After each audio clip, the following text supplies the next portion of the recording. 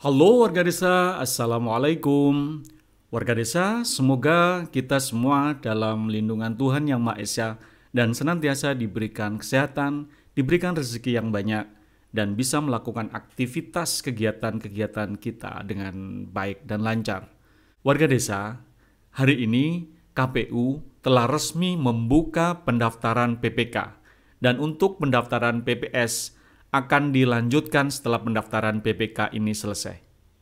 Karena itu, bagi warga desa yang ingin mendapatkan gaji tambahan, namun dengan catatan syarat-syarat untuk menjadi PPK dipenuhi, rasanya ini perlu untuk warga desa lakukan. Dan ketika warga desa menjadi PPK, maka sesungguhnya warga desa menjadi salah satu pejuang demokrasi di negeri ini. Warga desa, bahwa Komisi Pemilihan Umum atau KPU Republik Indonesia mulai merekrut anggota badan ad hoc di tingkat kecamatan atau panitia pemilihan kecamatan atau PPK dan kelurahan atau panitia pemungutan suara atau PPS. Rekrutmen PPK berlangsung mulai hari ini tanggal 20 November sampai dengan tanggal 16 Desember tahun 2022. Sedangkan untuk PPS, pendaftaran akan dilaksanakan mulai tanggal 18 Desember tahun 2022 hingga tanggal 16 Januari tahun 2023. Ini berarti terpaut 2 hari setelah pendaftaran PPK ditutup.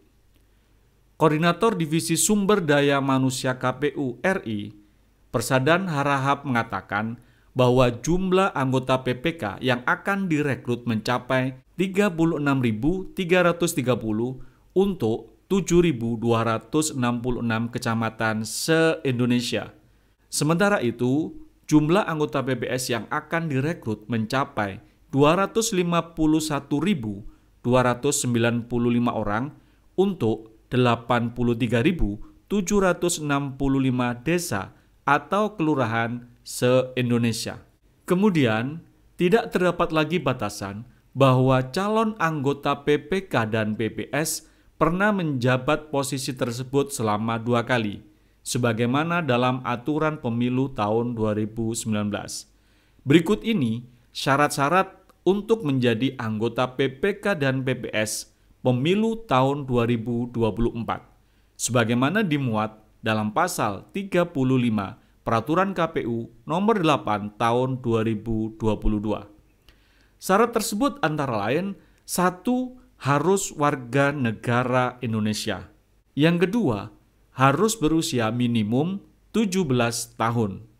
Yang ketiga, harus setia kepada Pancasila sebagai dasar negara, Undang-Undang Dasar tahun 1945, Negara Kesatuan Republik Indonesia, Bhinneka Tunggal Ika, dan cita-cita proklamasi 17 Agustus tahun 1945. Keempat, mempunyai integritas pribadi yang kuat, jujur, dan adil. 5. Tidak menjadi anggota partai politik yang dinyatakan dengan surat pernyataan yang sah atau sekurang-kurangnya dalam 5 tahun tidak lagi menjadi anggota partai politik yang dibuktikan dengan surat keterangan dari pengurus partai politik yang bersangkutan. Yang keenam, berdomisili dalam wilayah kerja PPK, PPS, dan KPPS. Ketujuh, mampu secara jasmani, rohani, dan bebas dari penyalahgunaan narkoba. Yang kedelapan, berpendidikan paling rendah sekolah menengah atas atau sederajat.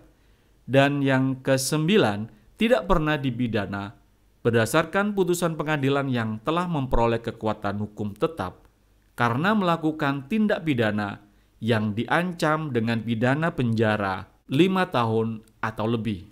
Warga desa, ketentuan yang sama berlaku pula untuk rekrutmen kelompok penyelenggaraan pemungutan suara atau KPPS tingkat TPS yang akan dilakukan belakangan. Persadaan mengatakan bahwa pelamar perlu melampirkan beberapa dokumen kelengkapan pendaftaran. Di antaranya adalah fotokopi KTP elektronik, ijazah yang dilegalisir, surat pernyataan, dan surat kesehatan jasmani dan rohani yang dikeluarkan oleh rumah sakit atau puskesmas beserta keterangan cek darah dan indikator tidak ada komorbid. Karena ini atensi banyak pihak terkait pelaksanaan pada pemilu tahun 2019 yang lalu. Ujar Persadaaan merujuk pada meninggalnya 894 anggota KPPS pada pemilu tahun 2019. Bagi pelamar dapat mendaftarkan diri lewat situs siakba.kpu.go.id atau mendatangi langsung kantor KPU di kabupaten atau kota masing-masing.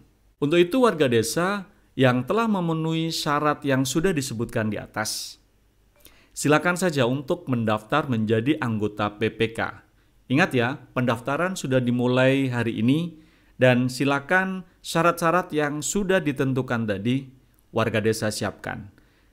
Saya berdoa semoga warga desa yang sungguh-sungguh ingin menjadi anggota PPK bisa diterima dan bisa menjalankan rutinitas kegiatan pemilu khususnya untuk tahun 2024 nanti dengan penuh semangat, dengan penuh kejujuran, sehingga hasil dari pemilu tahun 2024 nanti adalah pemilu yang benar-benar qualified, pemilu yang lebih baik dari pemilu sebelumnya.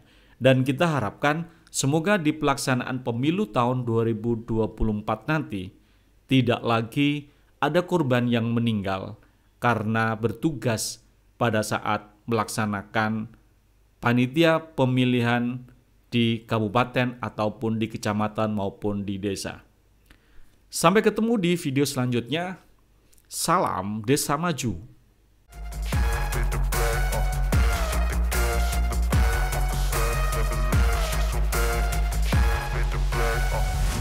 I'm inspired by thirst, I'm inspired by worth. I desire your worst, so you can just hide while I work. I ain't tired, you first. I'll write a second, third verse about the lies you go disperse. You never did shit, I know it hurts, but something deep inside won't